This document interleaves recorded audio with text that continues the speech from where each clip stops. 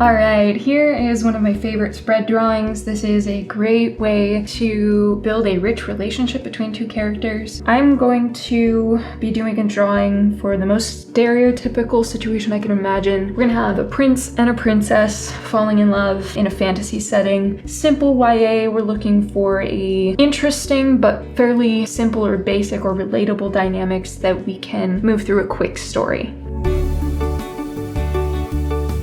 So prince and a princess, romantic relationship. We know these things and we know we're looking for a simple story with a happy ending. These rainbow cards, these are literally just little pieces of paper. They're placeholders to show you where you have more than one option for drawing from a deck. First card that you draw here, this is gonna be for the relationship. This adds flavor to the relationship if you already know what the relationship is. It can add a secondary dynamic. If you are looking for a relationship between two people and you don't know what you want to do with them, this is an especially good card. The next cards represent your mind and their mind.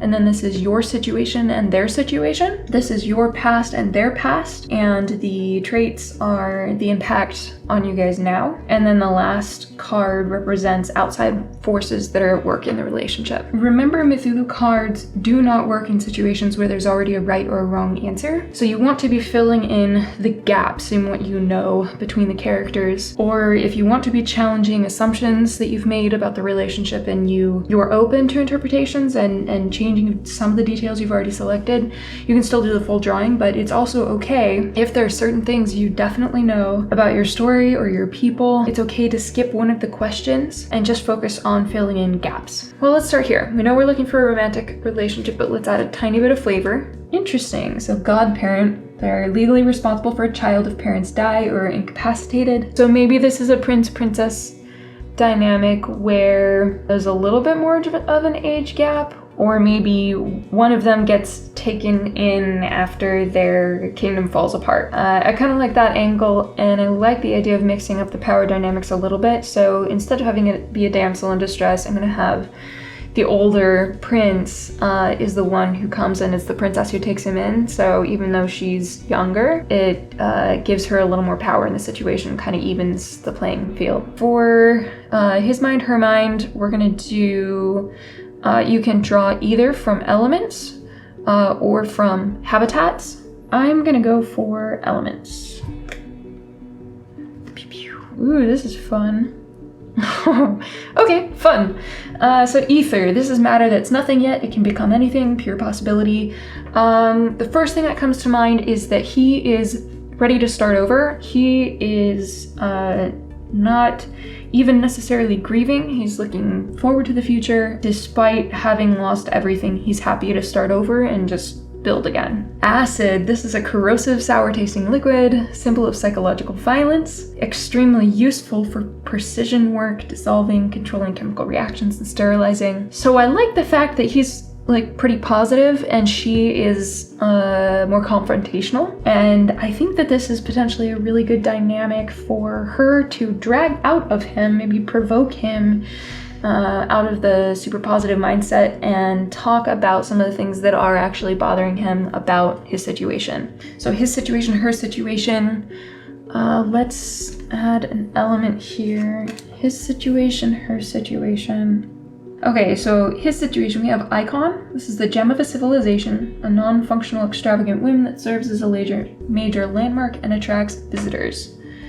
Celebration of human ingenuity, supports community identity. So maybe part of why he feels so good, despite having lost the physical kingdom that he was in, or maybe it has been recovered, they just need to rebuild it, or icon, maybe some of the best and smartest people escaped with him. This makes me think, though, that his situation is one where he feels like his fortune and whatever it is that's made his kingdom great has come with him. Over here we have internet, and this is kind of fun. We have, this is any system that facilitates interactions so people can get what they need from each other without interacting in person. Maybe this is a very spoiled princess who doesn't like interacting with her people very much. It's a very straightforward interpretation. It is the first thing that comes to mind. That's one where you could probably dig deeper and think of more variations. It's sort of a stereotypical one, so we'll keep that in mind, but let's keep going. His past, her past. So let's see what relationships have been most substantial in the past. Interesting. So babysitter, we have a parental substitute. who, before they can establish any positive relationship with the child, must weather the child's rage at being abandoned. What comes to mind here is that maybe he wasn't born a prince. Maybe being raised in a castle is already a huge step up in the world for him, which makes sense that he would be less attached to losing everything if he struggled to feel like it was his anyway. But I imagine there would be some deep connection and an attachment to his adoptive parents. Over here we have father. So this is a past relationship. Someone who cultivates strength to face the world's ugliness. It's a protector of the accused, a mediator between a child and their village, the bridge between innocence and sustainable freedom. So here's another possible interpretation.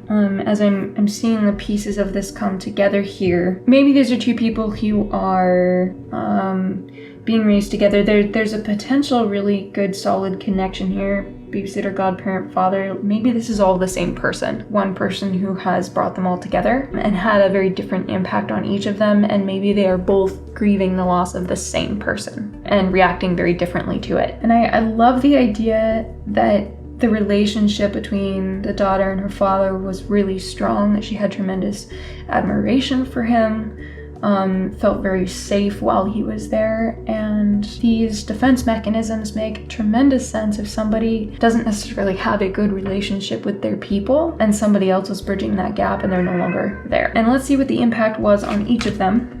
Yeah, I mean, this is making sense so far. So the impact on him is wealth. And keep in mind, wealth doesn't necessarily mean riches. Wealth is characterized by cleanliness, space, and having spares of things. The source of wealth is always a resource that's both widely useful to others and dense in value. This reminds me of this connection here. The most important parts of being raised to another class are things that he still has that can't be taken away from him, even if the physical wealth is ripped away.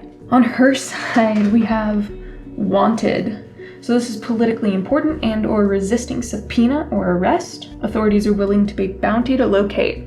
So again, this could very easily be something you run with a stereotype, the runaway princess. I kind of like it the other way around. Maybe it's her father and his adoptive father that has disappeared and they are searching for him. And then outside forces working in the relationship. This can be a character, a habitat, or a relationship card. And since we don't have a character anywhere else on here, I'm gonna go for a character card. Ooh, traitor. This is somebody who has a unique moral compass not shared by their community. I like the idea of one complicated person making their life harder as they struggle to connect. So that gives you a really fast and fun connection at a glance with some fun details to play with. If you got something else out of this drawing, I'd love to know what your interpretations are. Go ahead and post them in the comments and we will read them, like them, reply quickly.